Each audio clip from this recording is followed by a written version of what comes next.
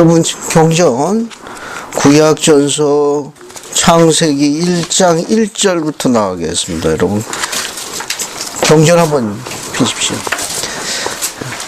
가장 좋은 건 여러분 자신의 경전을 갖고 오면 제일 좋고, 부득이한 경우는 우리 종교교원에 여기 경전이 있으니까 경전을 사용하도록 하십시오. 자, 창세기 1장 1절부터 나갑니다. 오늘은 창세기 1장 2장을 다룰 거예요. 그래서 한번 읽어보죠. 한번 읽어보겠습니다. 창세기 1장 1절부터 시작해가지고 4절까지, 5절까지 한번 읽어볼까요? 오순자매님, 한번 읽어봐요. 창세기 1장 1절부터 5절까지. 태초에 하나님이 천지를 창조하시니라. 땅이 혼돈하고 동화하며 흑암이 깊음 위에 있고 하나님의 신은 수면에 운행하시니라. 하나님이 가라사대 빛이 있으라 하시매 빛이 있었고 그 빛이 하나님 보시기에 좋았더라. 하나님이 빛과 어둠을 나누사 빛을 낮이라 칭하시고 어둠을 밤이라 칭하시니라. 저녁이 되면 아침이 되니 이는 첫째 날이니라. 감사합니다. 자, 30초 드릴 테니까 창세기 1장 1절을 암송하시는 겁니다. 30초 드릴게요. 창세기 1장 1절을 암송하시는 겁니다. 어렵죠? 성구가 길어가지고. 그래도 성경에 맨 처음 시작하는 첫 줄은 암송하시는 게 좋습니다. 건강에 유익한 거예요. 자, 창세기 1장 1절, 우리가 갖고 있는 성경에 맨 처음에 시작하는 성구를 암송하자, 그겁니다. 성구를 하나씩 암송할 때마다 여러분의 영원한 친구가 한 사람씩 초대되는 거예요. 자, 준비됐습니까? 자, 시작하면 같이 암송합니다. 준비됐나요? 네. 자, 시작하면 태초에, 자, 시작합니다. 자, 시작. 태초에 하나님이 천지를 창조하시니라. 감사합니다. 드디어 여러분이 성구를 하나 암송한 거예요. 아주 큰일 하나 한 거예요. 성구를 자주 암송합시다. 그리고 우리가 갖고 있는 성경에 창세기 1장 1절 맨 처음 시작하는 건 암송하시는 게 좋아요. 창세기 1장 1절에 보면 태초에 하나님이 천지를 창조하시니라. 이 태초라는 용어가 나오는데 이 용어는 이제 in the beginning이라는 단어예요. in the beginning. 태초에 하나님이 천지를, 이 천지라는 건 하늘, 그다지 하늘과 땅을 창조하시니라. 이 단어가 어디 나오는가 하면 요한복음 1장 1절에도 나와요. 우리 앞에 성경에 요한복음 1장 1절도 한번 봅시다. 이 태초라는 단어가 신약 성경에도 있습니다. 그래서 요한복음 1장 1절 한번 보세요.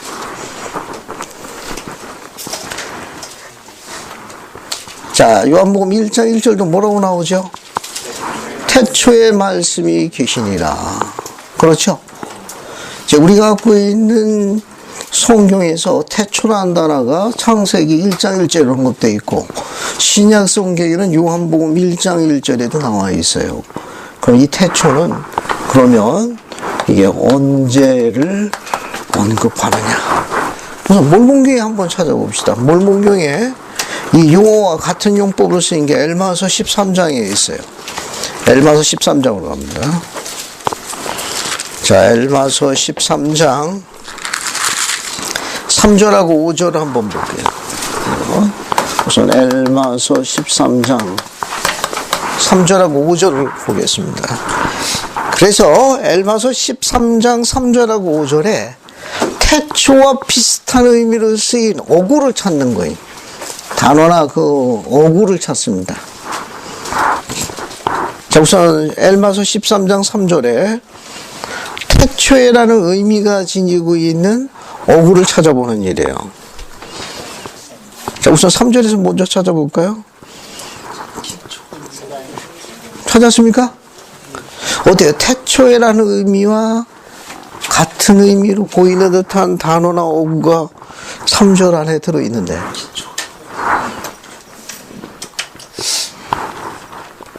찾았어요? 저 어떤 단어입니까? 두 번째 줄 보면 뭐가 나와요? 처음에는, 그죠? 요 3절 두 번째 줄 보면은, 처음에는 이런 단어가 나오고, 그 다음에 또 뭐가 나와요? 거기, 중간 부분에 보게 되면, 세상의 기초가 놓이던 때, 그죠?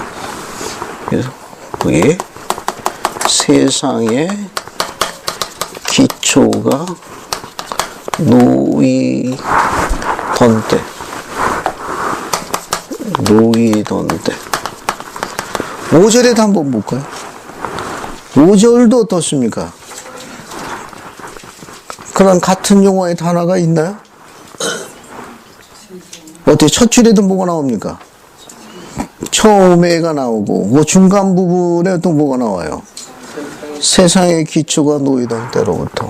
그럼 엘마가 이야기한 요 처음에란 요 단어는 번역은 이렇게 되어 있는데 원문은 더 재미있어요. 원문은 in the first place입니다. in the first place니까 직역하면 host니까 첫 번째. 그 이게 place는 장소 아니에요. 첫 번째 장소에서. 우리는 여기 지구라는 현세에 와 있는데 두 번째 장소가 되니까 첫 번째 장소를 뭐라고 설명했는가 하면 세상의 기초가 놓이던 때다. 그럼 언제를 이야기하는 것 같습니까? 우리가 여기가 지구가 두 번째 장소라고 해요. 왜냐하면 첫 번째 장소라고 했으니까 우리가 있는 곳이 여기 두 번째 장소다. 세상의 기초가 놓이던 때는 첫 번째 장소를 의미한다. 그럼 거기는 언제를 의미합니까? 엘마가 이야기한 이 처음에 세상의 기초가 놓인 때는 이건 언제를 이야기하는 거예요?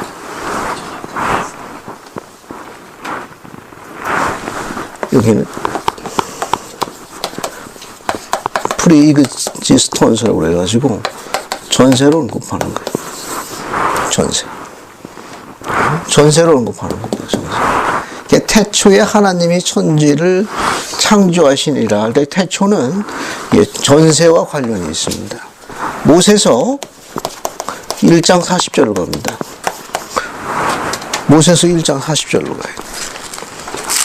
자, 모세서 1장 40절.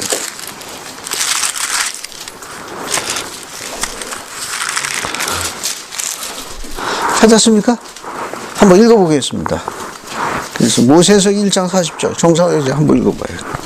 그리고 이제 내 아들 모세야, 나는 내가 서 있는 이 땅에 관하여 내게 말하리니 내가 말하는 것들을 기록할지니라. 감사합니다. 여호와 하나님께서 모세에게 뭐라고 얘기했는가 하면은 내가 서 있는 이 땅에 관해서만 이야기하겠다. 근데 다른 세상에서 이야기하는 게 아니라 내가 서 있는 이 땅이 어디냐? 바로 지구를 이야기하는 거예요. 지구 말고 다른 창조물들이 많이 있는데 거기에 대해서는 언급 안 하셨습니다. 모세가 서 있는 그 땅, 이 지구, 이 세상에서만 언급하겠다라고 이야기했어요. 따라서 이 태초라는 건 모세서 1장 40절에 여호와께서 모세에게 뭐라고 얘기했는가 하면 이 태초라는 건 이 세상의 시작을 의미하는 거예요.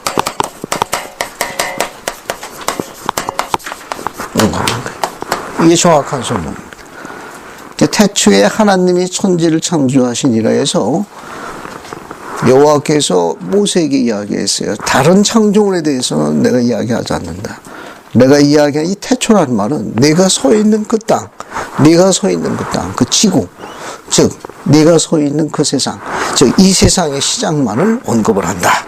그렇게 설명을 직접 하셨습니다. 이런 부분들은 우리가 갖고 있는 교재에서도 설명이 나와요. 한번 들어보십시오. 여기 뭐라고 있는가 하면은 이렇게 이야기되어 있습니다. 우리가 학생교재 27쪽에 보면 주님은 모세에게 지구에 관해서만 이야기하겠다고 말씀하셨다. 이게 모세서 1장 40절에. 즉 바꾸어 얘기해서 하나님의 창조물은 너무 많아서 인간이 셀 수 없으며 이미 많은 세상이 만들어졌다. 그러므로 태초에는 이 세상의 시작만을 뜻하는 것이다. 이렇게 교재에 나와 있습니다.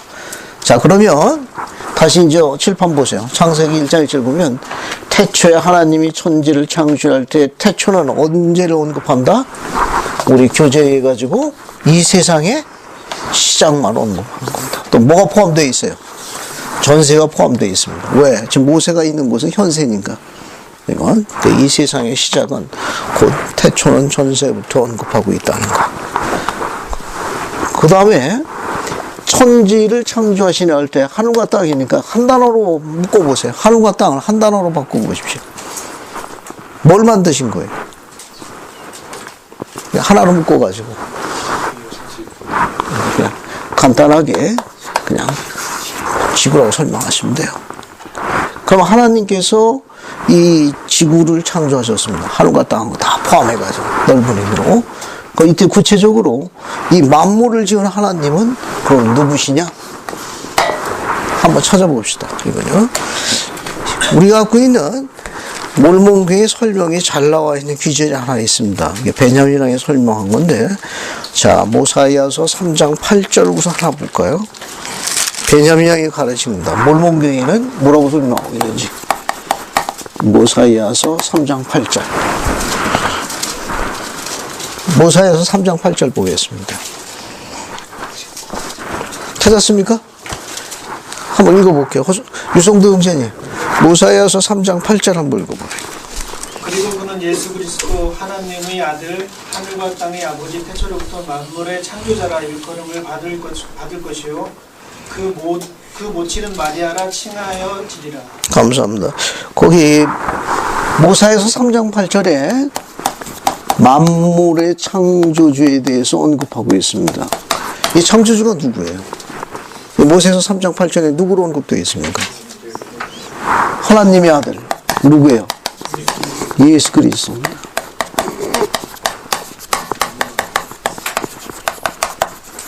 따라서 이 지구를 창조하신 분은 누구예요? 하나님의 아들 예수 그리스도를 묘사하고 있습니다. 우리가 갖고 있는 모세서에 보면 더 중요한 기록이 하나 있어요. 그래서 모세서 1장 32에서 33절로 갑시다. 모세서로 갑니다.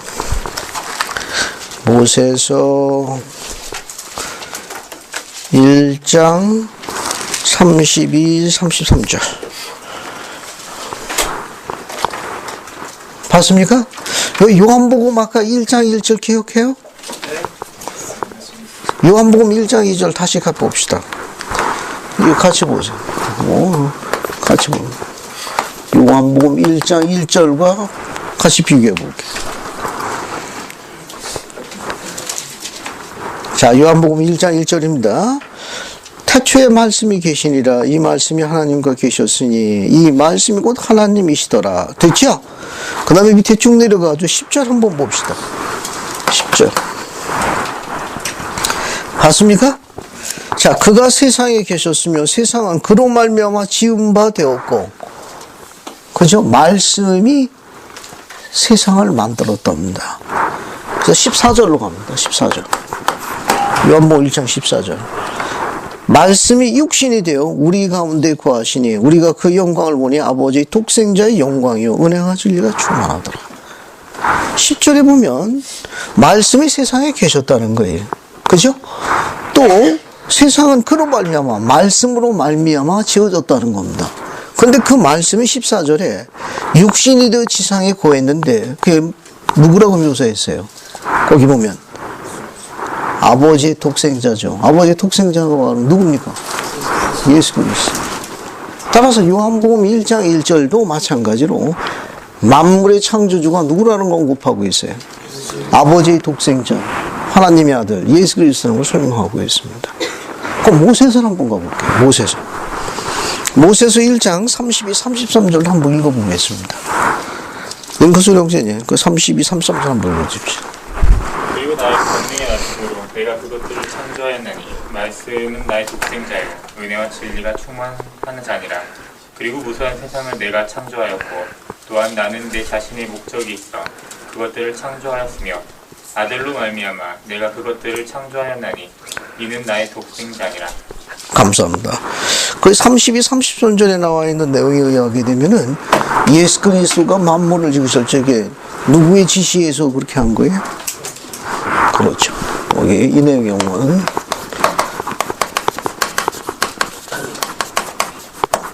하나님의 아버지의 지시에 의해 가지고 하나님의 아들 예수 그리스도가 만물을 다 지으신 거예요. 실제로 액팅한 창조는 누가 되는 거예요? 예수 그리스도입니다. 실제로 만물을 지으신 분은 누구냐? 예수 그리스도인데 누구로부터 지시를 받았고 위임을 받았느냐? 엘로힘 하나님 아버지로부터 위임을 받은 거예요. 자, 그 다음에 뒤에 보게 되면 여기 창조하시니 이렇게 나와 있죠. 여기 창조라는 이 단어가 나오는데 요 창조하다 할 때 요 창조의 히브리어 원 단어가 바우라우라는 단어에서 따왔습니다. 이게 바우라우는 단어에서 따왔어요. 여기 창조하다는 단어가 create란 단어인데 이게 창조하다. 이 단어가 어디서 나왔는가 하면 히브리어로는 어원이 바우라우로 나와 있습니다. 이건 어떤 단어인가 하면은 유에서 유를 조직하는 거예요. 우리가 창조한다고 그러면은 아무것도 없는 무에서 유로 만드는 것처럼 설명하는데 창세기 1장 1절에 나와 있는 창조하다는 아무것도 없는 데서 유를 만드는 게 아니고 기존에 있던 그 무언가를 가지고 조직한 거예요. 그래서 히브리어에 바우라우라는 단어에서 따온 창조하다라는 이 단어는 오고나이즈라는 단어의 뜻입니다. 오고나이즈. 조직하다 그런 뜻이에요. 조직하다. 짓다 그런 뜻입니다. 특히 이 짓다 할 때도 대표적인 동사가 뭐냐면은 배 같은 거. 배를 만들려면 여러 가지 만들기 위한 재료들이 있잖아요. 그 재료를 가지고 어떻게 해요? 오거나이즈 해가지고 배를 만드는 거 아닙니까? 그래서 창세기 1장 1절에 보면 태초에 하나님이 천지를 창조하시니 할 때 창조라는 단어는 아무것도 없는 데서 만든 그런 단어 뜻이 아니고 있는 것을 그 무언가를 가지고 재조직한 거예요. 오거나이즈 한 뜻입니다. 그래서 그 히브리 원어의 뜻에 제일 가까운 건 조직하다 그런 뜻입니다. 혹은 무엇을 짓다. 저 설명한 이 내용은 우리가 갖고 있는 학생교재에 설명이 잘 나와 있어요. 그래서 태초에 하나님이 천지를 창조하시니라. 그 말은 뭐냐면은 이 세상이 시작될 적에 하나님 아버지에 의해서 하나님의 아들 예수 그리스도가 만물을 조직하셨느니라 라고 설명하는 것이 1장 1절에 가장 가까운 설명입니다. 그래서 다시 2절을 한번 보세요. 다시 창세기 1장 2절을 보겠습니다. 자, 거기 보시게 되면 땅이 혼돈하고 공허하며 흑암이 깊음 위에 있고 하나님의 영이 수면 위에 운행하시니라. 그게 되어 있죠. 자, 거기 창세기 1장 2절에 보게 되면 만물이 지어져 가지고 지구가 이제 창조의 과정으로 들어가는 과정을 묘사하고 있는데 여기 보면 땅이 혼돈하고 공허하며 흑암이 깊음 위에 있고 이 말은 뭐냐면은 작업하기 무언가가 이루어지기 직전에 즉 소생하기 직전의 과정을 묘사하는 건데 무엇이 수면 위에 운행했다고 되어 있습니까? 하나님의 영이 뭐하고 있었다는 거예요? 수면 위에 뭐 하시느니라? 운행하시니라. 여기 운행하다는 이 단어가 무브드라는 단어로 되어 있어요. 운행하시니라. 무브라는 단어도 되어 있는데 동사 무브라는 단어는 움직이다 그런 뜻입니다. 근데 여기 히브리어의 그 어원의 뜻은 뭐냐 하게 되면은 암탉이 알을 부화시키기 위해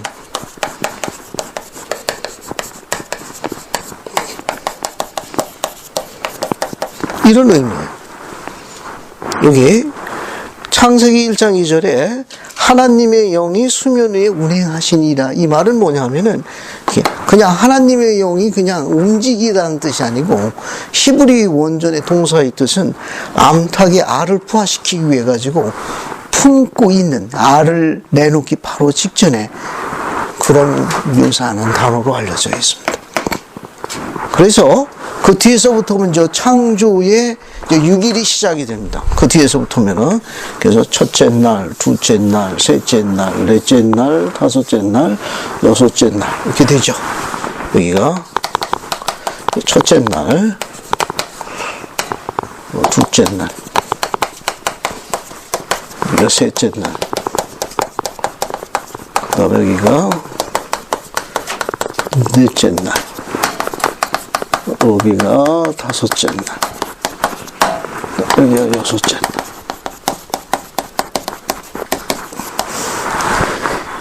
한번 손글을 가지고 한번 찾아볼게요.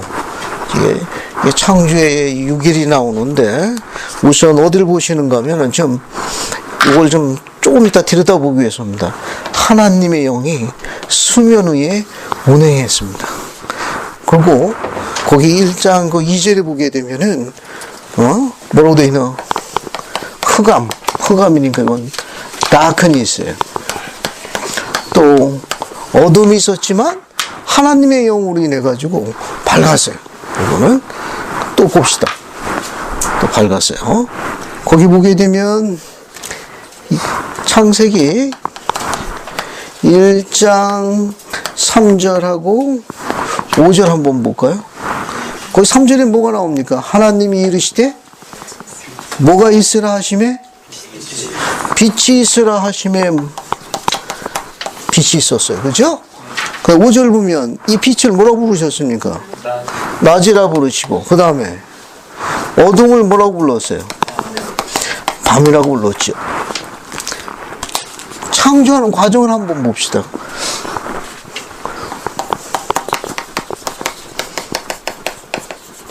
빛이 있으라 하심에 어떻게 된 거예요?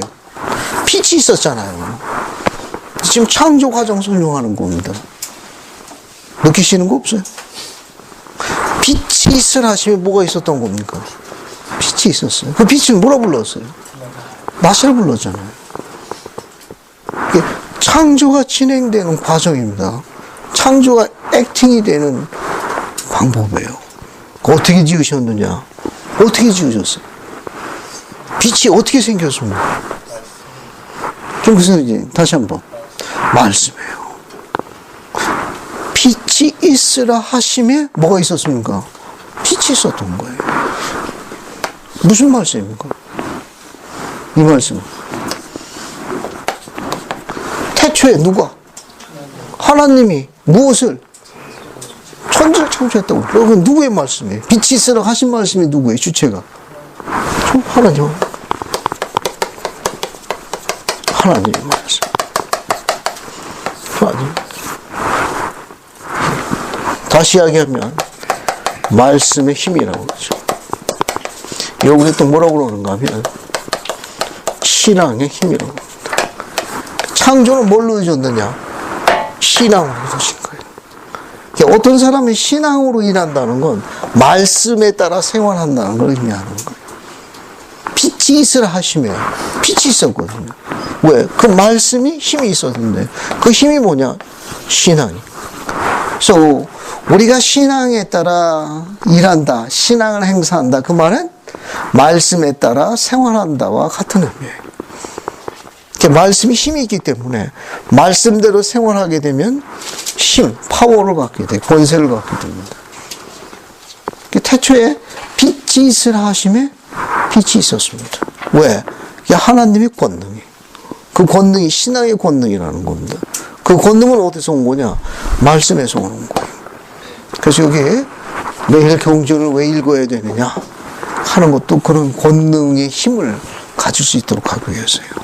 이게 굉장히 재미있는 표현입니다. 의미심장하기도 하고 빛이 있으라 하심에 빛이 있었고 빛이 있으라 하심에 빛이 있었고 말씀대로 이루어지신 거예요. 그 말씀에 힘이 있었고 그 힘이 신앙이에요. 그러니까 우리가 갖고 있는 신앙은 무엇으로 자라나느냐? 무엇으로 자라납니까? 말씀입니다. 7, 8번 매일 뭘 읽으라고 했어요? 경전 읽으라고 그랬죠? 절 따라 하십시오. 경전을 읽으면 신앙이 자라난다. 신앙이 자라나면 하나님의 권능을 느낀다. 하나님의 권능을 느낀다. 그래서 그 권능의 말씀이 뭐라고 그랬어요? 빛이 있으라 하심에 빛이 있었던 거예요. 우리가 권능을 가지려면 말씀을 공부해야 합니다. 다른 방법 없습니다. 다른 방법 없어요. 주님이 다른 방법을 허락하시지 않았습니다. 그래서 경전을 읽으면 뭐가 자라나요? 신앙이 자라납니다. 신앙이 자라나면 하나님의 권능을 느끼게 되는 겁니다. 자, 둘째 날 한번 볼까요? 8절 봅시다. 창세기 1장 8절 둘째 날 보면 무엇을 뭐라 부르셨습니까? 하나님이 궁창을 뭐라고 불렀어요? 하늘이라고 불렀죠. 그죠? 뭘 갖고 궁창이라 하죠? 궁창이 뭡니까? 궁창. expanse라는 단어가 있어요. expanse라고.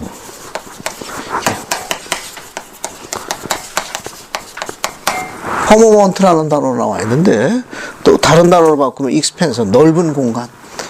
혹은 넓게 펼쳐진 공간 다 좋아요. 뭐처럼 병풍처럼 넓게 펼쳐진 공간. 그 공간을 뭐라 불렀느냐? 하늘이라고 불렀습니다. 이게 둘째 날입니다. 둘째 날이에요. 자, 또 어딜 보시는가 하면은 그 다음에 10절 볼까요?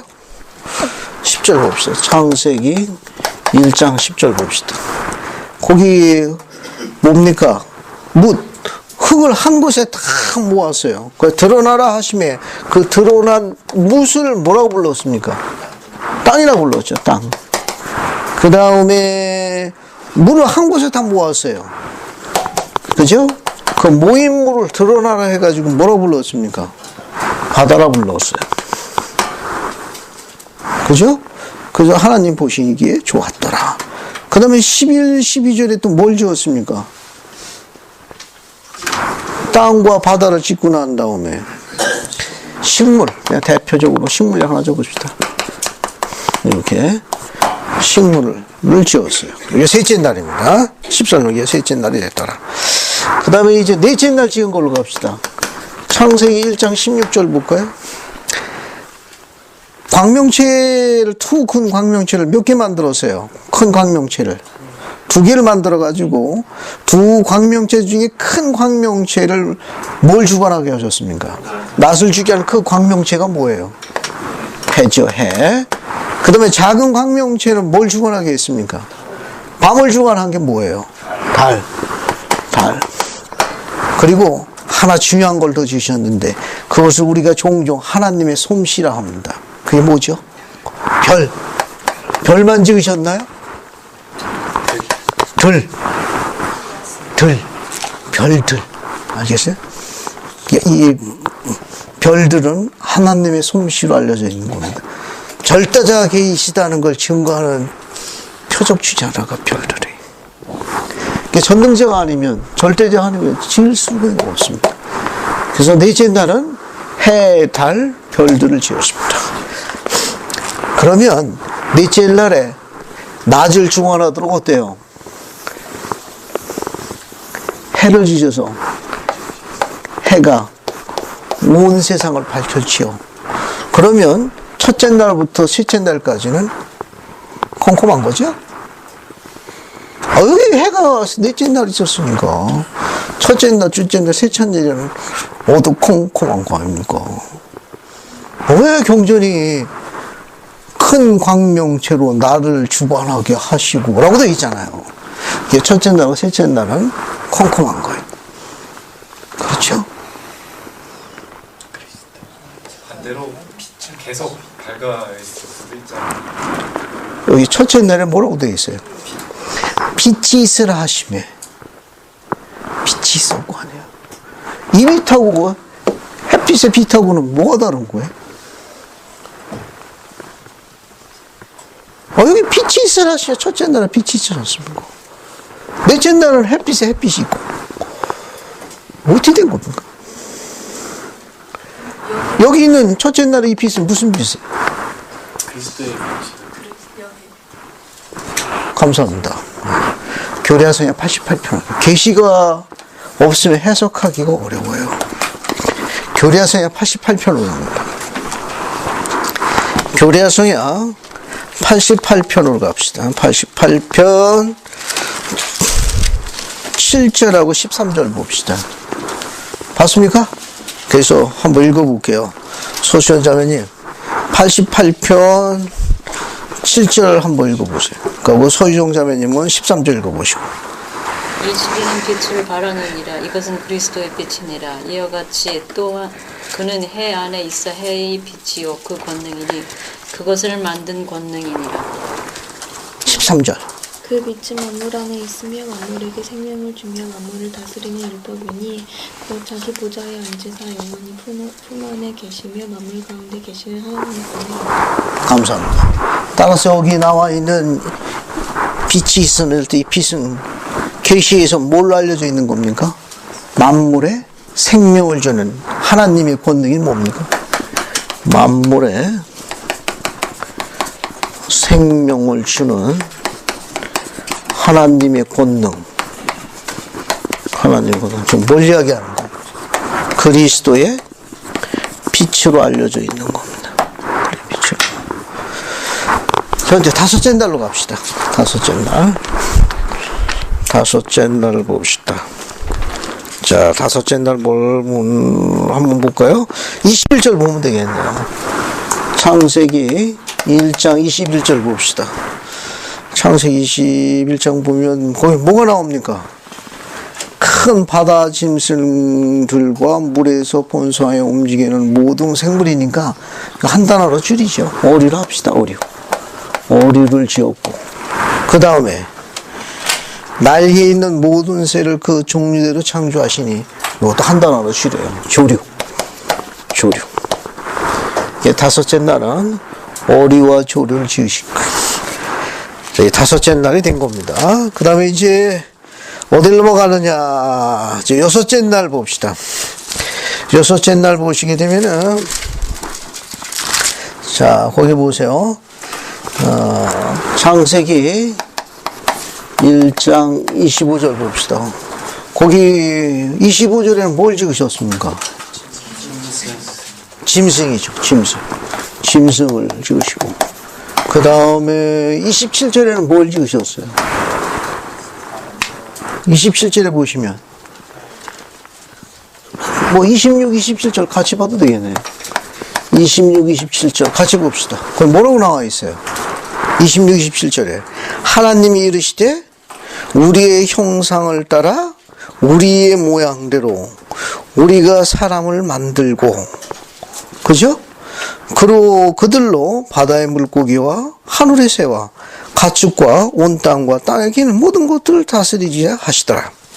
하나님이 자기 형상과 하나님의 형상대로 사람을 창조하시되 남자 여자를 창조하시더라. 그죠?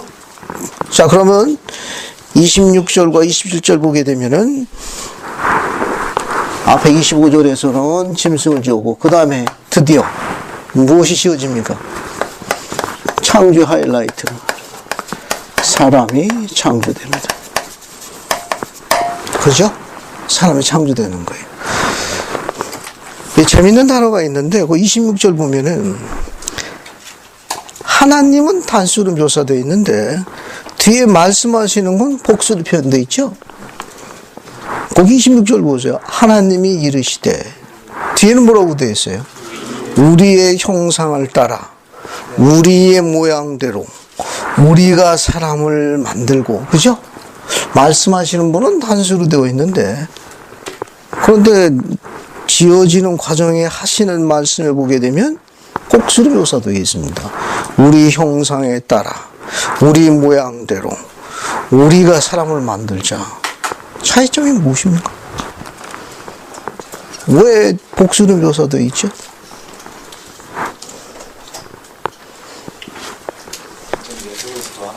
최영재님. 네, 예수 그리스도 하나님이 같이 내려가. 어떻게? 같이 내려가셔서 인간을 창조하셨어요. 결국 창조 과정에서 이 지어지는 과정이 하나님이 한 분이 아니라 한 분 이상이 관여했다는 걸, 창조 작업에 하나님의 아들 독생자 예수 그리스도만 관여하신 게 아니라 어떻게 됐다는 겁니까? 다른 사람들도 관여했다는 걸 묘사하는 거예요. 그게 훨씬 더 설득력 있는 설명이에요. 이 수많은 삼라만상을 정말 예수님께 혼자 하셨을까? 여러분도 어때요? 무슨 대회나 어떤 큰 행사할 적에 최순영 씨 혼자 하면 어때? 그렇지. 그 전부 다양한 여건들을 불러서 그 일을 전부 나눠서 하는 거 아니에요? 그죠? 예, 아주 흥미있는 겁니다. 우리라고 복수라고 되어 있는 것은 창조 과정에 참여한 사람이 단수가 아니고 복수라는 걸 묘사하고 있다는 사실입니다. 그러니까 예수님 혼자서 그 일을 다 하신 게 아니라 거기에 함께 그 일의 창조 사업에 관여하도록 주님으로부터 택함 받은 자들이 있습니다. 누가 있을 것 같아요?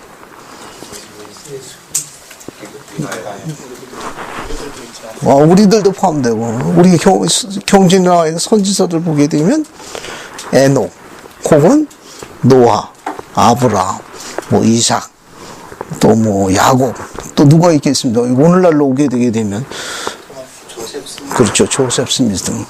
우리도 약간 뭔가 좀 했겠죠, 그죠? 기억은 잘 안 나냐, 뭔가라도 하나도 관여했을 가능성이 있습니다. 그러니까 이 문장은 뭘 이야기하는가 되는 거면은 창조 사업에 하나님의 아들 독생자 예수님만 혼자서 창조 사업을 진행한 게 아니라는 겁니다. 복합 프로젝트. 위임된 고귀함의 위대한 영들이 창세 이전에 그 일에 관여했습니다. 이 일은 우리하고 무엇을 관계가 있죠? 우리가 이 세상 오기 전에 태초에 하나님이 천지를 창조하시니라요. 이 태초라는 건 이 세상의 시작만을 언급한다고 가르침을 받았습니다. 좀 더 정확하게 이야기하면 엘마나 다른 분들의 선제 기록에 의하면 전세를 이야기, 여기서 시작이 될 겁니다. 근데 여기서 지어졌을 적에 하나님 아버지 엘로힘의 지시에 의해 가지고 영체로 계신 예수 그리스도께서 이 청 작업을 하신 거예요. 절 주목하세요.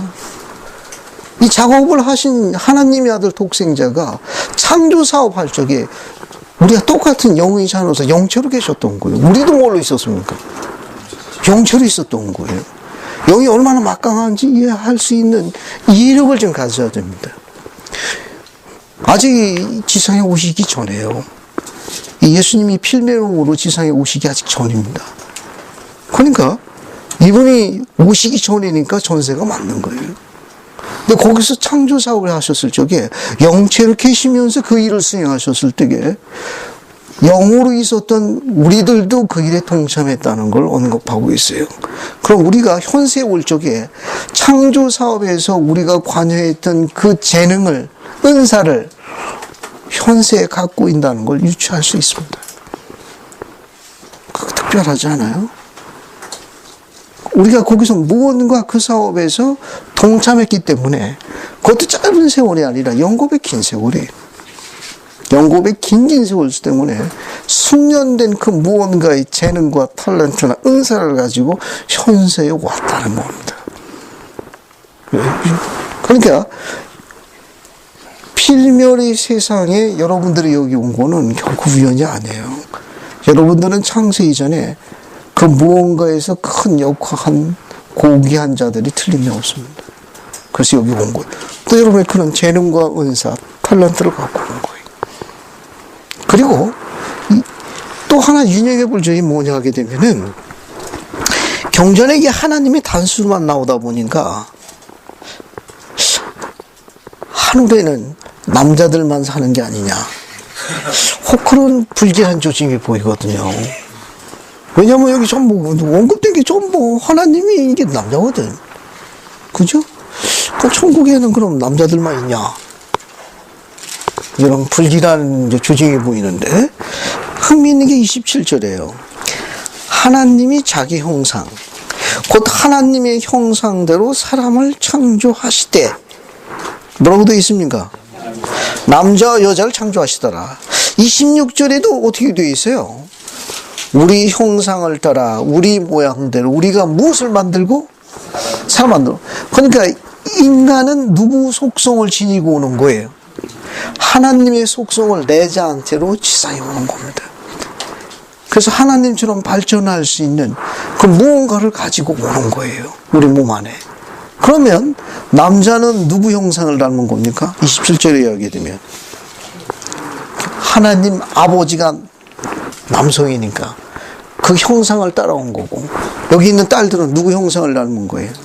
하늘에 계신 우리 어머니의 형상을 따른 거예요. 저에게는 딸이 둘이 있는데 그 딸 둘이 제일 짜증나는 게 하나 있습니다. 아빠 닮았다 하면 그렇게 경기를 하더라고요. 엄마 닮았다 하면 굉장히 행복해요.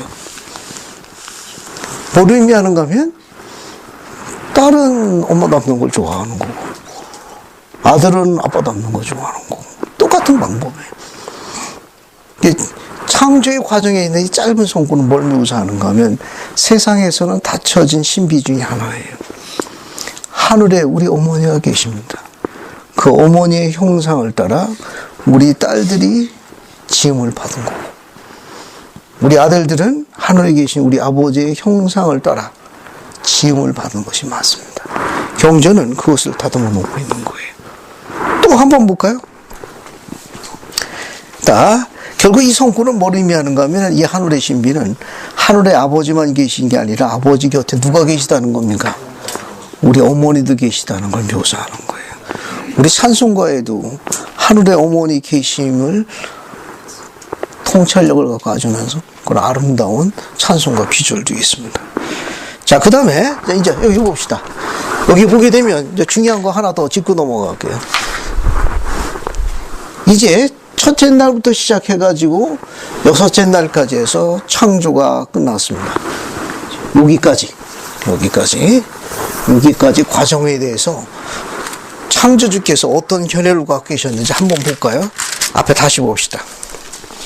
자, 3절 보세요. 3절 보시면 하나님이 이르시되 빛이 있으라 하시며 빛이 있었고 빛이 하나님 보시기에 뭐 했더라? 좋았더라. 그죠? 좋았더라. 빛이 있어서 빛이 있으니까 지워졌으니까 보기 좋아서 끝. 그죠? 자, 그 다음에 둘째 날도 한번 봅시다. 그 둘째 날도 한번 보세요. 쭉 둘째 날 여기 보시면 10절 보세요. 10절. 둘째 날, 셋째 날 다 마찬가지예요. 거기도 뭐라고 되어 있습니까? 10절에 하나님이 보시기에 좋았더라. 그죠? 그 다음에 18절 봅시다. 넷째 날도 뭐라고 되어 있어요? 하나님 보시기에 좋았더라. 그죠? 이게 지으시고 난 다음에 다 보시기에 다 좋았다고 말씀하셨습니다. 그 다음에 쭉 넘어가가지고 25절 봅시다. 다섯째 날도 뭐라고 그랬어요? 25절 맨 끝에. 하나님, 여기 25절도 마찬가지입니다. 짐승을 지으시고 난 다음에 뭐라고 되어 있습니까? 하나님 보시기에 좋았더라. 그러니까 여기서부터 여섯째 날 짐승까지는 전부 뭘로 되어 있습니까? 단어가 좋았더라요. 좋았더라. 그런데 한번 봅시다. 31절 보세요. 31절. 여기까지 여섯째 날 짐승까지는 전부 보시기에 좋았더랍니다. 그런데 사람을 지으시고 난 다음에는 뭐라고 하셨어요? 31절에 보시기에 심히 좋았더라. 그죠? 이번. 앞에는 그냥 굿이지만 여기는 강조부사가 들어갔습니다. very good. very very good. 아시겠습니까? 이 단어가 굉장히 의미심장하고 재미있는 단어예요. 여기 창조의 요새 중에 짐승까지 지을 적에는 보시기에 좋았더라. It was good 하셨습니다. 그런데 사람을 짓고 난 다음에 뭐라고 하셨어요? 이제 창조가 다 완성됐거든요. 그때는 뭐라고 했습니까? very good 했습니다. 여기 사람은 누굴 지칭하는 겁니까? 남자 하나만 지칭합니까? 아니, 여기 보면 뭐라고 나와 있어요? 26, 21절 보면은 남자와 여자를 지으시다. 근데 누가 먼저 지음을 받았죠? 남자 혼자만 있으면 뭐예요? 그냥 굿입니다. 아내가 있으면 뭐가 돼요? very good이라는 의미도 의미심장한 거예요. 불편하시지만 창조기에서 나는 이 단어에 이 good이라는 단어는 온전하다라는 의미와 관련이 있어요. 예, 보시기 좋았다는 건 온전하다라는 컴플리트한다는 의미가 갖고 있습니다. 사람이 하나님께서 사람이라고 봤을 적에는 남자와 여자가 아내와 남편으로 영원히 결합된 상태를 묘사하는 표현으로 설명되어 있어요. 왜? 창조가 좀 그 뒤에 나와 있으니까 한번 계속 살펴볼게요. 이거요. 자, 하나 더 재밌는 설명하겠습니다. 그러면 서열 순으로 볼 적에 보게 되면 하다못해 어류, 조류, 식물, 짐승, 곤충마저도 우리보다 먼저 지어졌으니까 서열상으로는 뭐예요? 선배죠. 어쨌든 우리가 제일 나중에 지어진 거 아니에요. 어쨌든 파리모기도 어떻습니까? 창조의 순서를 볼 적에는 모기님이 되는 거죠. 파리님이 되고. 우리는 어쨌든 맨 나중에 지어진 거 아니에요, 지금. 안 그렇습니까? 지금 경쟁의 기록은 그렇게 돼 있네. 왜 첫째 날 안 지었어? 여기 뭐 빛, 궁창, 뭐 땅, 바다, 해, 달별 여기까지 뭐 인간이 또 짐승이나 이런 어린아 저거고 있는 거 이해한다고 쳐요. 어리를 지으시고 조류든다 짐승을 지었거든. 왜 여기 앞에다 안 지었을까? 다섯째 날 사람을 지으시고 난 다음에 어리와 조류와 땅에 기는 것들을 지으셨더라 하실 수 있지 않았겠어요? 그건 여기 있는 어류, 조류, 짐승, 사람 이 과학위에서 이 과정이 이미 사전에 작업이 이루어진 거예요. 그러면 그래도 만물의 영장 아닙니까? 그래도 명색이 그러면 제일 먼저 지어야지. 다섯째 날 사람을 짓고 난 다음에 어리도 지으시고 인간의 마음을 기르고 하늘에도 새도 지어주시고 땅에 기는 것도 지어주시셔서 인간이 심심치 않게 하셨더라. 그렇게 성과가 될 수도 있죠. 근데 왜 거꾸로 맨 뒤로 갔습니까? 왜? 광님. 처음 짓는 것보다 나중에 짓는 게 더 완벽한. 감사합니다. 그래서 여자가 맨 나중에 지어진 거예요. 그 여자가 그래서 완전한 거예요. 좋은 해석입니다. 좋은 해석. 뭐 결혼 생활을 아무리 오래 해도 아내가 뭐랍니까? 남편 원장 복간내는 게 뭐 하라 일본에 넣으면 내과에 넣은 아이처럼 늘 불안하다고 그러죠. 한번 봅시다. 왜 저렇게 했느냐? 중요한 성구가 창세기에 있어요. 뭐라고 나와 있는가? 이걸 다 이렇게 사람을 맨 나중에 지은 건 28절에 있습니다. 28절 보세요. 이게 창세기 28절 봅시다. 봤습니까?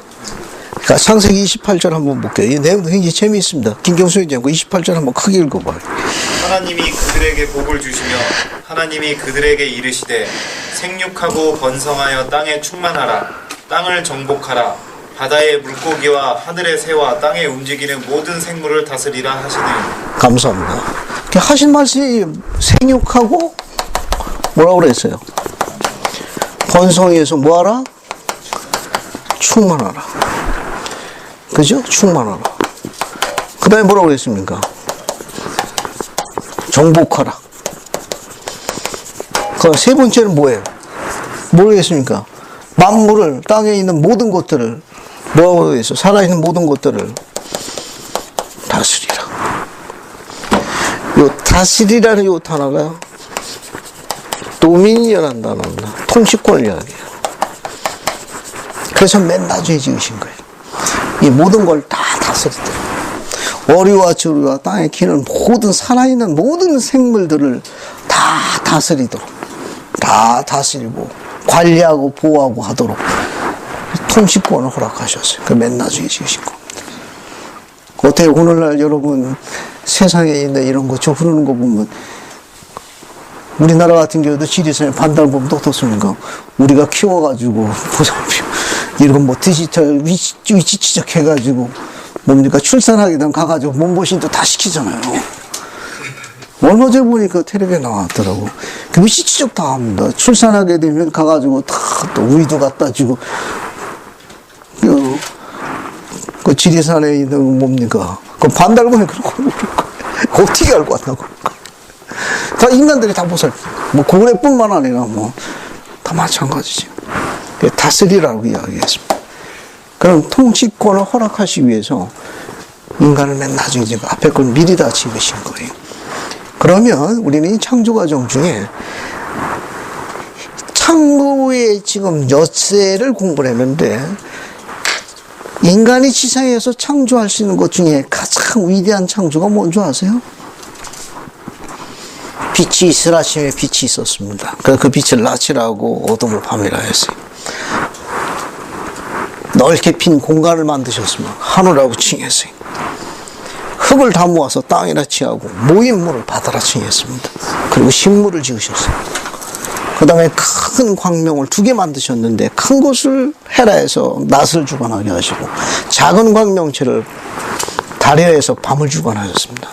그리고 우리의 마음을 아름답게 하고 즐겁게 하도록 별들을 심어 놓으셨어요. 그뿐만이 아닙니다. 거기에다가 우리를 즐겁게 할 수 있도록 어류도 지으셨어요. 공중의 새도 지으셨습니다. 땅에 기는 것도 만들었어요. 이 모든 게 다 창조의 연속입니다. 지상에 있었던 창조의 이 과정 중에 가장 아름다운 창조가 뭔지 아세요? 자, 여기서 지금 이 공부한 이 과정에서 그래서 말씀하셨어요. 사람을 집으시는 다음에 어리와 저리와 땅에 기는 걸 만들어 놓으신 다음에 뭐라고 있는가 하면 생육하고 번성하여 충만하라. 땅을 정복하라. 살아있는 모든 생물들을 다스리라 라고 말씀하셨습니다. 자, 이렇게 여세의 창조 과정 중에 가장 아름다운 창조가 뭐예요? 잠시 옆에 있는 발언하고 1분 동안 디스커션에서 발표하시는 거. 자, 지금 여세의 창조 과정을 묘사했는데 이 여세의 창조의 제일 아름다운 창조가 뭔지를 찾아내시는 일이에요. 그러고 난 다음에 2장으로 넘어가요.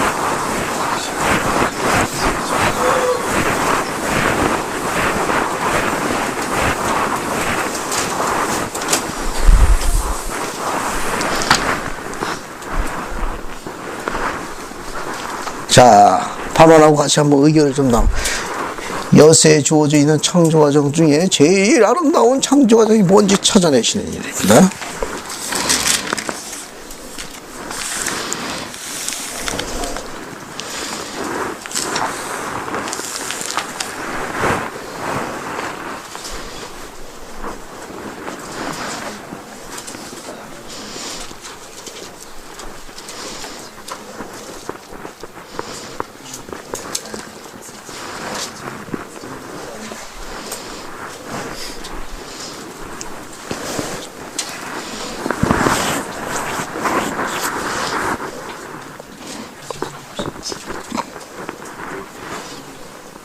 잠시 쉬어도 드립니다. 뭐 의견을 나눠보세요.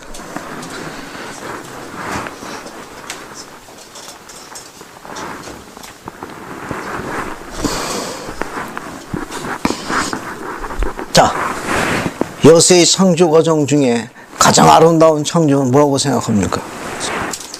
찾아봤습니까?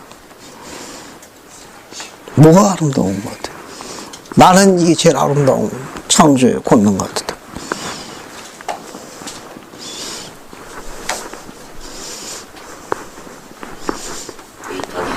셀프 도민이. 여기 한번 보세요. 이 설명을 하는가 하면 하나님께서 인간의 마음을 기쁘게 하기 위해서 지구를 만든 거예요. 또 그 지구에다가 인간의 마음을 기쁘게 하는 지구에 어리와 조리와 땅에 기는 것들을 다 지으시고 그들을 관리하도록 요구했습니다. 살아있는 모든 생물들을 다스리라고 했어요. 근데 다스린다는 걸 우리가 뭐라고 하는가 하면 도민이나 통치권이라는데 저 다스리라는 게 단지 어류, 조류, 기어다니는 모든 걸 다스리는 통치권만 이야기하는 게 아니라 가장 위대한 다스리는 통치권은 자기 자신을 다스리는 걸 허락하신 거예요. 우리는 우리를 창조할 수 있습니다. 전능자는 그걸 감춰 놓으신 거예요. 그러니까 우리 자신을 변화시키기 위해서 무언가를 해야 되는데 변화가 안 되는 건 본인이 아무것도 안 한 거예요. 본인이 노력을 안 하는 거예요. 가장 위대한 통치권은 뭐냐면은 셀프 도미니언이라는 거예요. 그래서 셀프는 자기 자신입니다. 스스로를 다스리는 권세예요. 그래서 우리가 이걸 자아 통치권이라 합니다. 하나님께서는 자기 자신을 자신이 지킬 수 있는 권능을 허락하셨어요. 어느 누구도 지켜주지 못합니다. 그럼 변화할 수 있는 그 힘을 우리가 갖고 지상에 온 거예요. 변화가 안 되는 건 본인이 아무것도 안 하는 거예요. 아무것도 안 하면 아무 일도 안 생깁니다. 변화가 없어요. 셀프 도미니언이라는 자아 통치권, 자기 자신을 다스리는 권세를 하나님께서 우리에게 위임하셨습니다. 그걸 통해 가지고 우리가 우리 형상을 따라 우리 모양대로 그들을 짓자했으니까 신의 속성 우리가 갖고 온 거예요. 근데 그 신의 속성이 언제 신처럼 발전하느냐? 자아 통치권입니다. 우리가 우리 자신을 다스릴 때 그래야 신을 닮아가는 겁니다.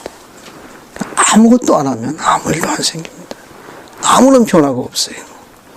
그러면 여기 나와 있는 대로 셀프 도미니언, 자기 스스로를 다스리는 권세, 자아 통치권을 가장 발전시킬 수 있는 프로그램이 뭐겠습니까? 우리가 어떻게 하면은 하나님의 형상을 그분들을 닮아갈 수 있겠습니까? 매일 생활에서 적용할 수 있는 방법이 없겠어요? 우린 내 안에 맺어되어 있는 이 내 자신을 다스리는 권세를 더욱더 강화할 수 있는 거. 감독님, 감사합니다. 꾸준한 개인 기도예요. 또 다른 하나는 매일 경전 공부해야 합니다. 이 두 가지를 다시 재현합니다. 그 외에 다른 많은 방법이 있는데 자신을 다스리는 권세를 강화할 수 있는 접근 방법이 있다면 하나는 꾸준한 개인 기도 생활입니다. 아침 저녁 2번씩 꾸준하게 해야 돼요. 매일 경전을 해야 합니다. 그래야만 자기를 다스릴 수 있어요. 여러 가지 방법이 많았는데 선지자가 재현하시기는 바로 이 부분입니다. 여러분 기억하시는지 잘 모르겠는데 토마스 S. 몬슨 회장님이 연차대, 가을 연차대 때 신권대회 때 하신 말씀이 있어요. 신권 지도자들에게 매일 경전을 공부하십시오. 매일 간절히 기도하십시오. 의롭게 생활하십시오. 기억합니까? 네. 내 안에 있는 자아 통치권을 강화하는 거예요. 우리 형상을 따라 우리 모습대로 지자했을 때 그분들의 형상을 닮아갈 수 있는 방법은 선지자께서 이야기한 거예요. 매일 경전을 공부하십시오. 매일 간절히 기도하십시오. 의롭게 생활하십시오. 기억나시죠? 이건 우리 자아 통치권과 관련해 있습니다. 매일 경전을 꾸준히 공부하십시오. 매일 간절히 기도하십시오. 의롭게 생활하십시오. 셀프 도미니언 강화해서 신의 속성을 닮아가는 접근 방법입니다.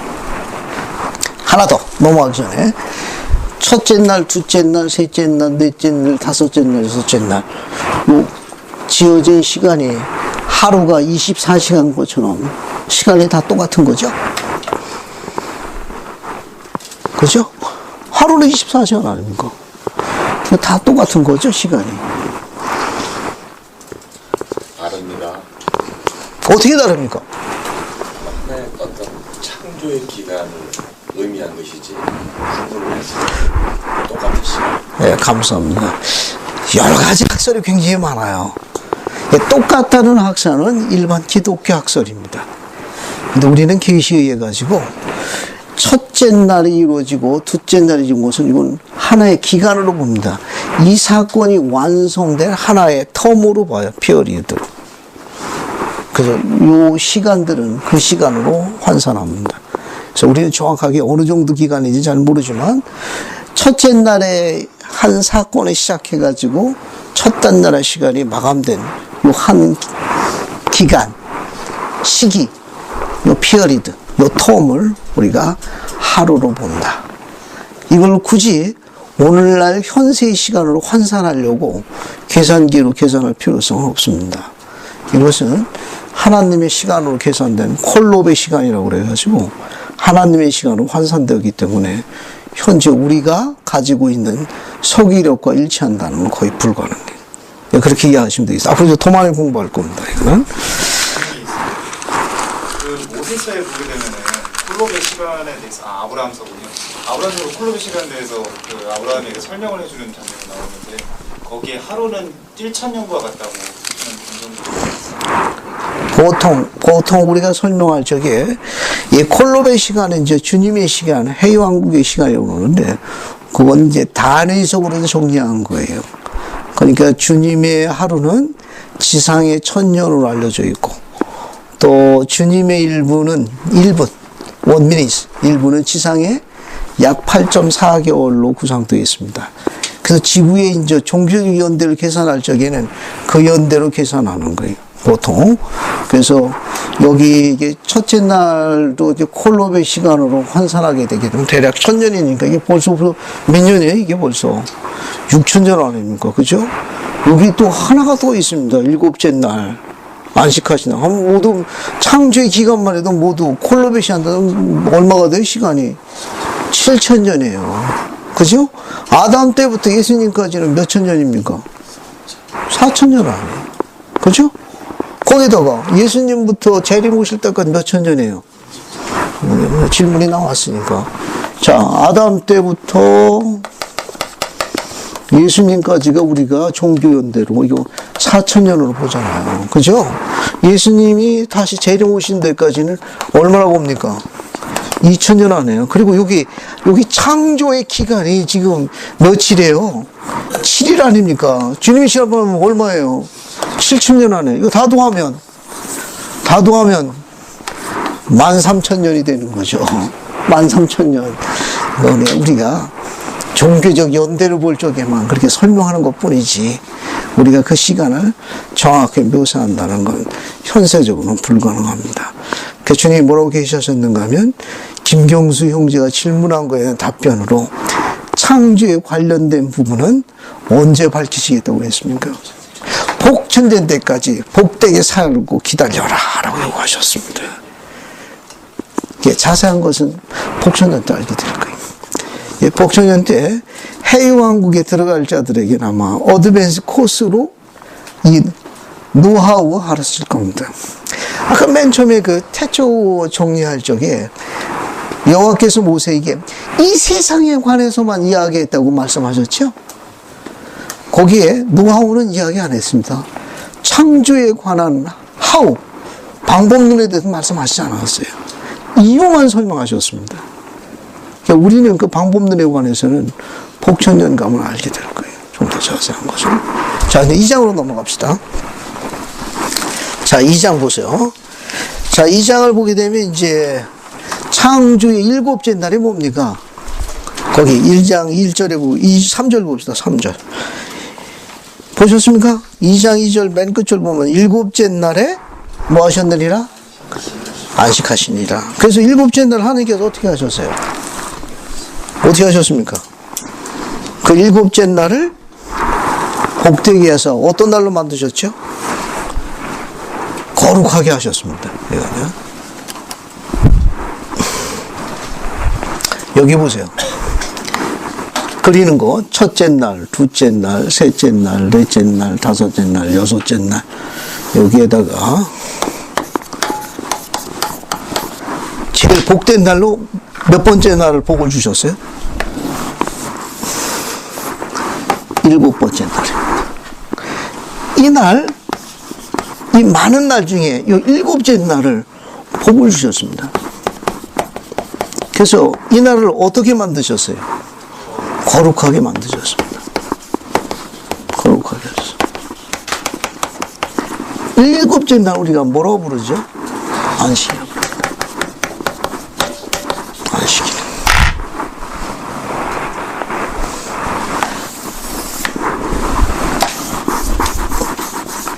자, 여기 우리가 거하고 있는 땅에 여기는 하늘이라고 합시다.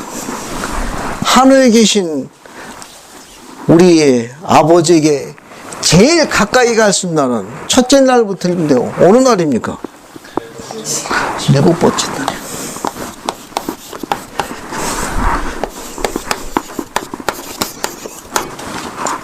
Long distance, no more. Very close. 7번째 날을. 그래서 이 날이 복된 날이에요. 화살 표시 보세요. 화살 표시.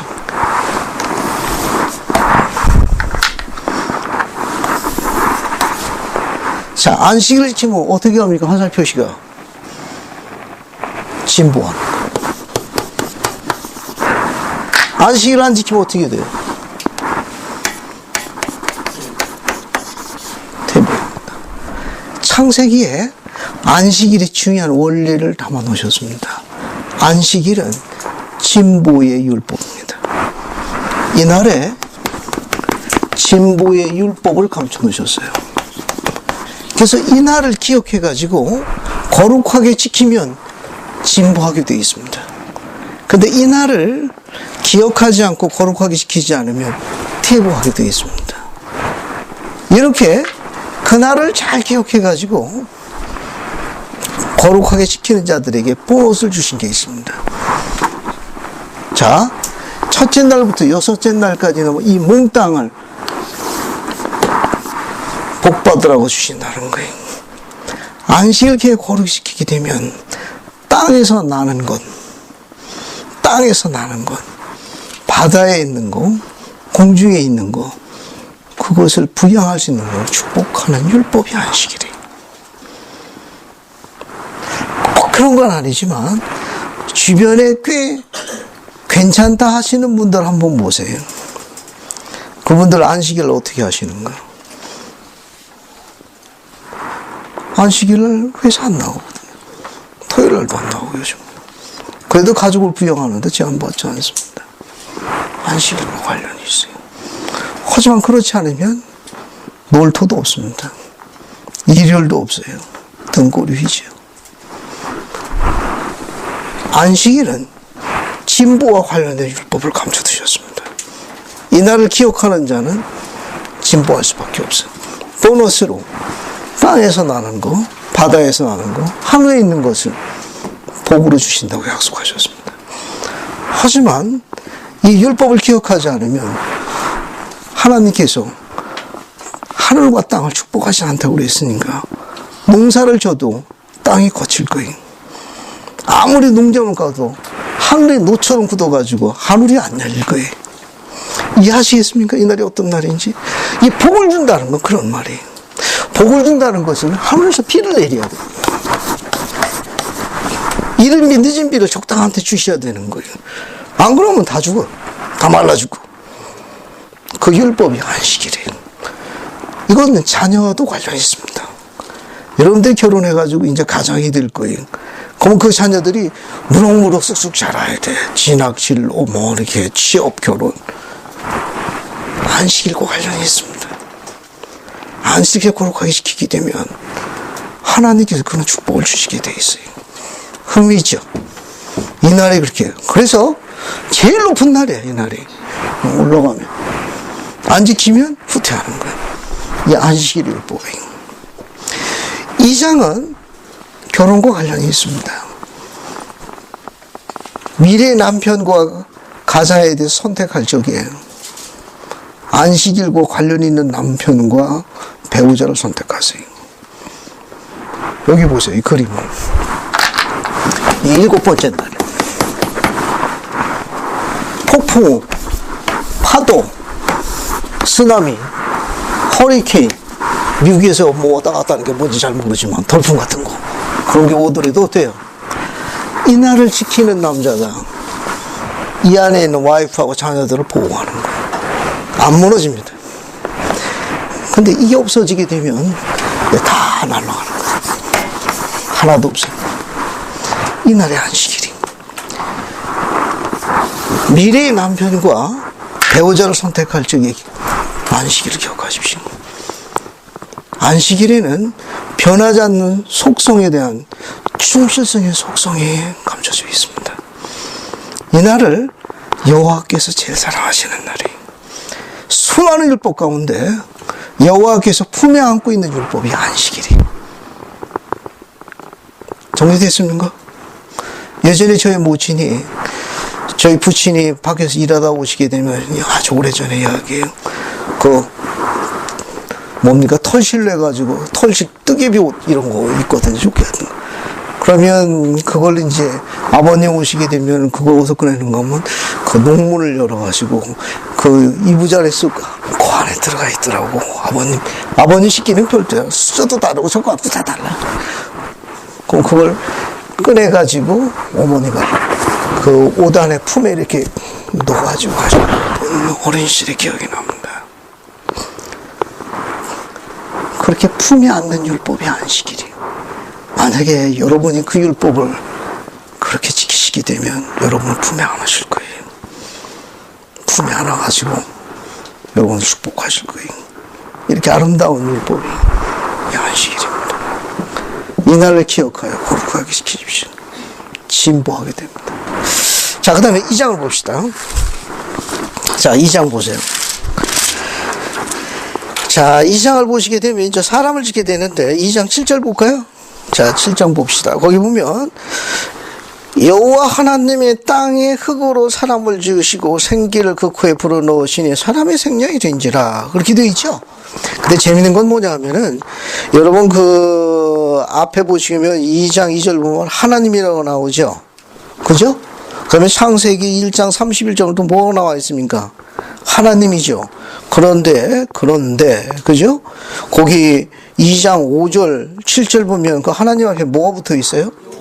여호와 하나님이 붙어 있죠? 이건 번역을 이렇게 해서 그런데 원문은 대문자로 다 되어 있습니다. 앞에 하나님은 표현이 God. 알겠어요? God. 첫 자가 대문자고 나머지 두 자는 소문자로 묘사되어 있어요. 그런데 또 뒤에 나오는 거 사람을 짓고 난 창조기사 2장에 보면은 여호와 하나님의 이렇게 번역을 이렇게 했는데 그 원문은 전부 대문자예요. The Lord 이것도 대문자. 앞에 거는 첫 자가 대문자고 뒤에 게 소문자예요. 그런데 이 2장에 들어가서 사람을 직접 아담과 이브를 창조해가지고 대화하는 장면 하나님의 표현은 로드가 전부 대문자예요. 가드도 전부 대문자고. 이게 뭐를 의미하는가 하면은 약간의 차이점이 있는데 앞에 거는 엘로힘 하나님 아버지 그의 아들 예수 그리스도 우리가 뭐라고 불러요? 여호와라고 부르죠. 액팅한 분은 누구예요? 여호와예요. 여호와로 묘사되어 있는 거고 아담과 이브를 지어서 에덴 동에서 대화하신 분은 누구예요? 엘로힘이에요. 엘로힘.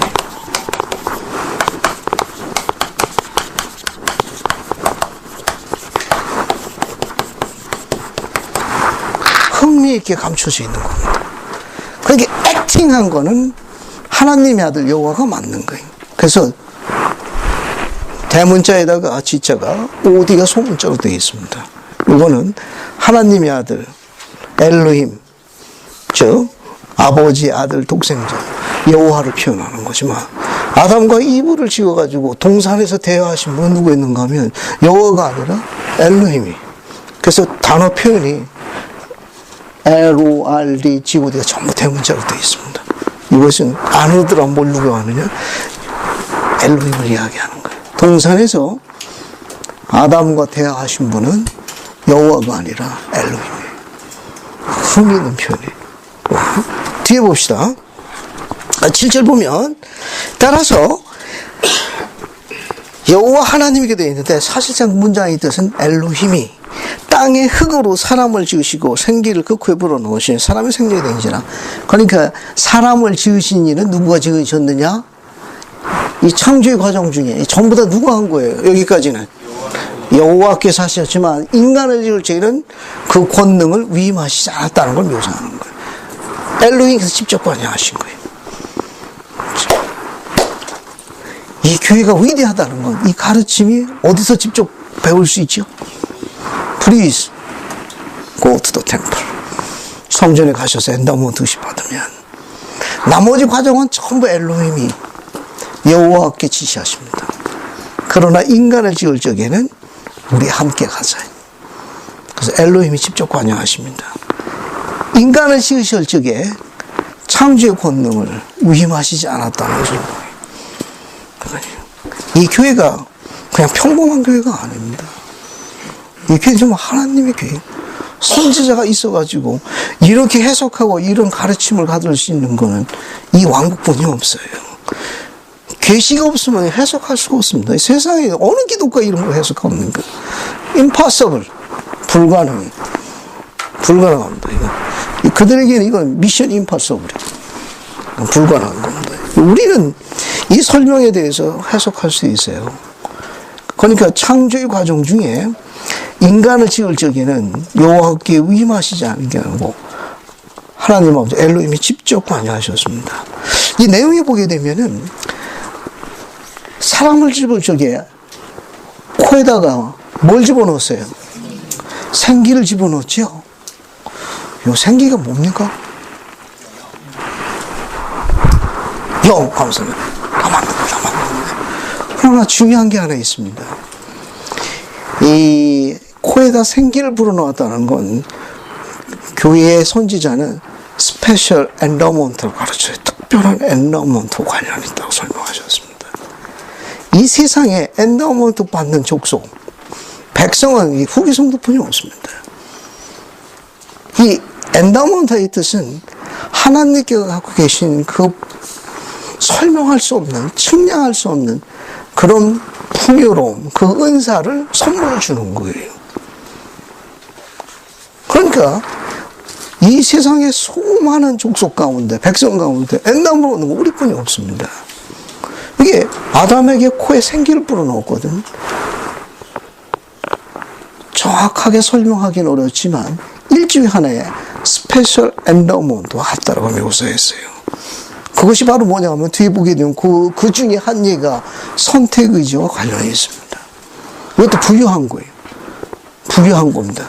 그 아담이 언제 그런 선택의지에 대한 가르침을 받았느냐에 대한 암시하는 성구가 엘로힘께서 아담의 코에 생기를 불어넣으시니 이 특별한 엔더먼트와 관련이 있는데 그 중에 하나는 선택의지에 관한 교리와 관련이 있다라고 설명되어지고 있습니다. 이거는 조금 더 보고 정리해 보겠습니다. 자, 그 다음에 이제 8절 보시게 되면은 지은 사람이 누군가 하면은 아담이죠. 자, 아담을 어디다 갖다 놨습니까? 에덴 동산에 갖다 놨어요. 그 지구를 지은 다음에 최초의 인간 아담의 마음을 특별히 기쁘게 하기 위해서 어디다 데려놨어요? 에덴 동산에 데려놨습니다. 이 말은 뭐냐면 전능하신 분께서 아담의 마음을 인간을 기쁘게 하기 위해서 별도로 아름다운 장소를 마련하셨는데 그 동산이 바로 에덴 동산이에요. 부모님도 어떻습니까? 자녀를 키워가서 나중에 어때요? 배우자를 맞이해가지고 이렇게 살림을 내줄 적에 건전한 깡통에 그냥 아무 데나 내놓습니까? 어떻게 하세요? 딸 보낼 적에 그냥 막 내보냅니까? 그냥 나가라고? 감사합니다. 이제 정리해 볼게요. 전능하신 분께서도 마찬가지입니다. 인간의 마음을 특별히 기쁘게 할 수 있도록 별도의 장소를 말하시는 게 바로 에덴 동산이에요. 하나만 설명해 보겠습니다. 9절 보게 되면 에덴 동산에 나무가 두 그루가 있었죠. 하나는 뭡니까? 생명나무고 또 하나는 선악을 알게 하는 나무입니다. 이 생명나무는 뭘 상징하죠? 이 두 개가 상대되는 건데. 생명나무는 뭘 상징해요? 영생을 상징하는 거예요.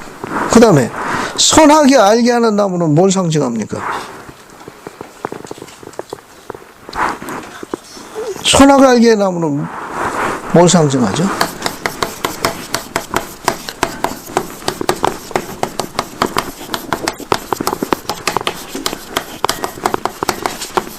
이거 우리가 줄여가지고 뭐라고 그래요? 선악과라고 그러죠. 이 선악과라는 열매 안에는 필멸의 요소가 들어가 있습니다. 이거 우리가 필멸성이라고 그래요.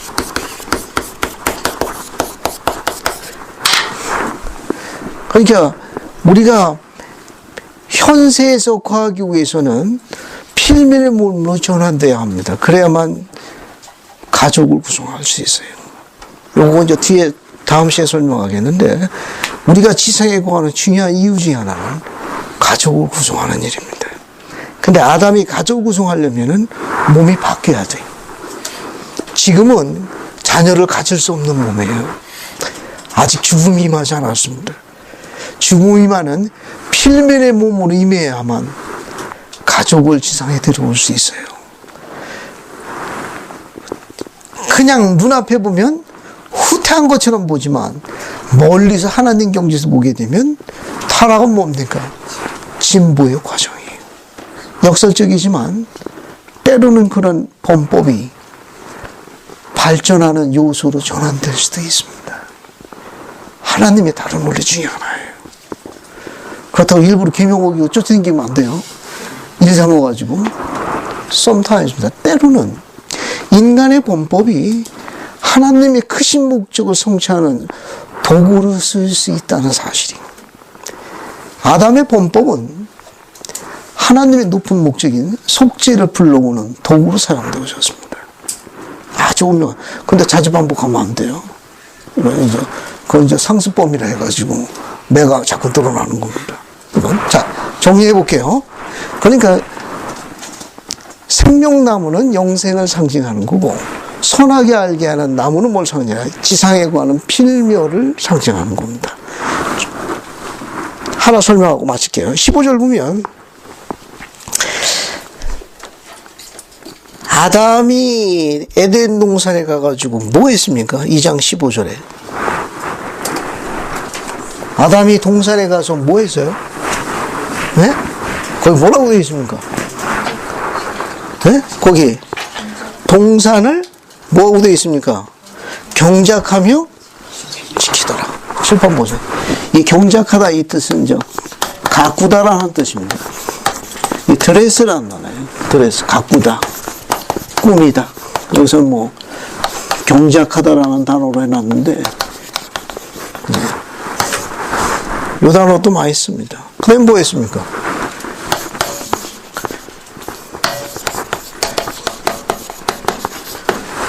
그죠? 정리할게요. 칠판 보세요. 이제 에덴 동산입니다.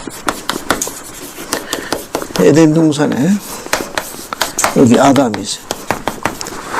아담이 동산에서 지금 아담 혼자 있는 거 아니에요? 그죠? 그러면 아담이 동산에서 왜 동산을 가꾸고 지켰습니까? 그 이유가 뭐예요?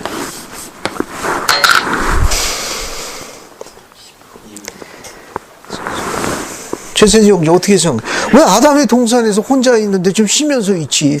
저렇게 이렇게 드레스하고 키프했다고 생각해. 가꾸고 보살핀 거예요. 미래 배우려는. 감사합니다.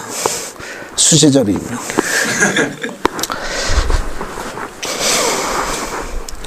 이 동사를 잘 보세요. 하나님께서 세상에 아담을 먼저 보내신 것은 후에 올 그의 동반자와 미래의 자녀를 꾸미고 지키도록 능력을 부여하시기 위해서 훈련시키는 하나의 예비적 과정입니다. 남자의 가장 중요한 임무는 앞으로 장차 맞이할 아내와 자녀를 부양하도록 능력을 갖춘 일입니다. 세상의 폭풍으로부터 영적 폭풍과 세상 폭풍으로부터 지키는 일이에요. 주님께서 창세전에 창세기에다 묘사했습니다. 드레스하고 키프라는 단어를 묘사했어요. 이 드레스라는 단어는 꾸미다, 가꾸다입니다. 이스라엘 형제 여러분, 미래의 아내를 맞이하기 위해서 여러분 어떻게 가꾸고 보살피고 꾸미고 있습니까? 심신으로 보살펴야 합니다. 직업을 가져야 하며 성품을 갖추고 신앙을 가져야 합니다.